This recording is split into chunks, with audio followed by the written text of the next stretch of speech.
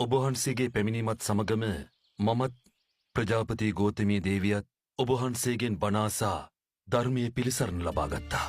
නමුත් යසෝදරා තවමත් ඔබ වහන්සේ හමුවට පැමිණියේ නෑ.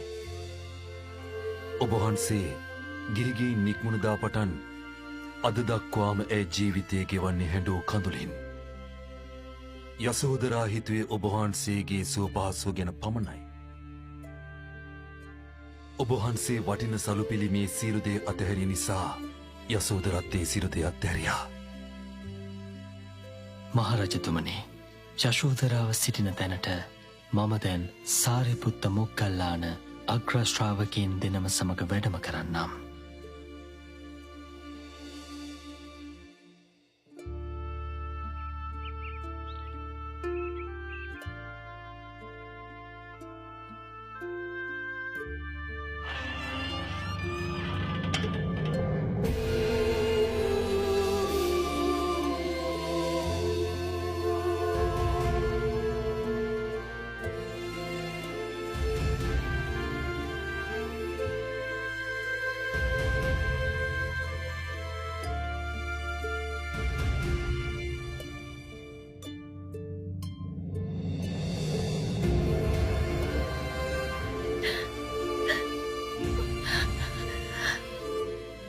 ස්වාමීනි, මේ යශෝදරාව තනිකර තබා ගියේ.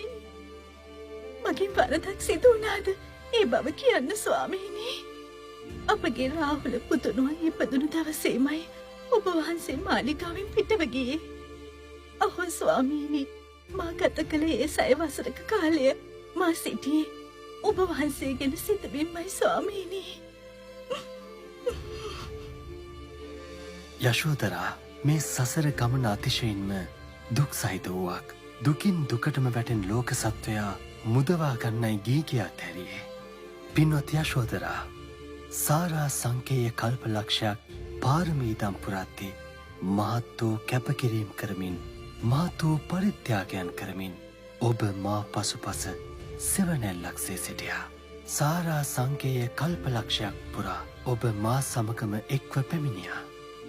ඒ හැම කාලයකදිම අපි වයසට ගියා. ලෙඩ වුණා. ඒ හැම ජීවිතයක්ම මරණයෙන් කෙලවර වුණා.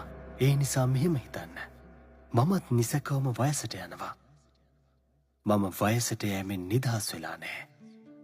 මම ලෙඩ වෙන කෙනෙක්. ලෙඩවීමෙන් නිදහස් වෙලා නෑ. මම මරණයට පත්වන කෙනෙක්.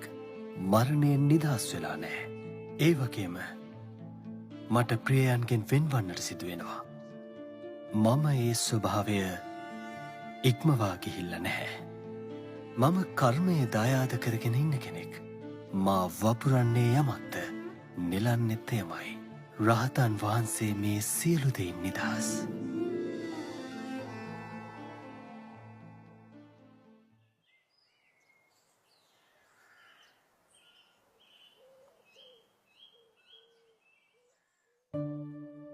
අවසරයි පියාණන් වහන්ස, මගේ මෑණියෝ කිව්ව ඔබ වහන්සේ ළඟ වටිනා වස්තුව තිබෙන බව. ඔබ වහන්සේ දැන් ගීගේ සැප අතහැරලයි වාසය කරන්නේ. ඒ වගේම පියාණන් වහන්ස, මම තමයි දැන් ඔටුන්න හිමි කුමාරයා.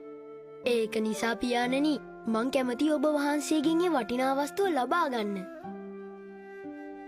කාම සැප සම්පත් පුනර්භවය ඇති කරන්නට හේතු වෙනවා.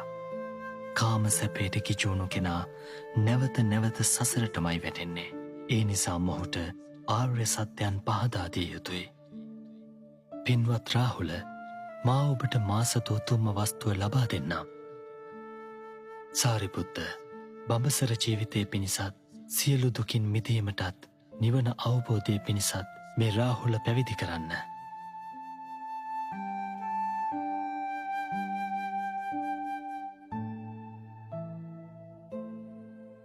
රාහුල, අද පටන් ඔබ මේ ගෞතම බුද්ධ ශාසනයේ ශ්‍රාවක භික්ෂුවක්.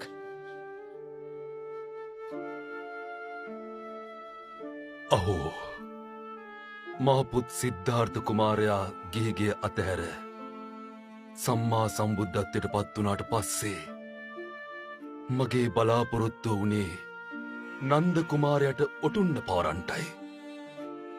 නමුත් භාග්‍යවතුන් වහන්සේ නන්දව පැවිදි කළා. අහු දැන් මාගේ මුණුපුරා රාහුලවත් පැවිදි කරලා මං කොහොමද මේ දුක දරාගන්නේ?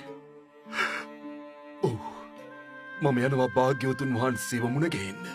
මම නිග්‍රෝධාරාමයට ගිහින් භාග්‍යවතුන් වහන්සේගෙන් ඉල්ලීමක් කරන්න ඕනේ.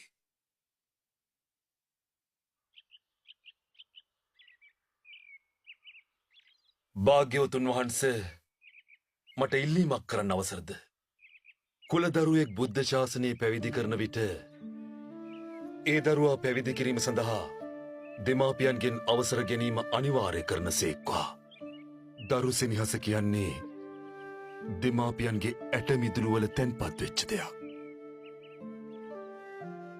මහරජතුමනි ඔබගේ ඉල්ලීමට අවසර ලැබෙනවා.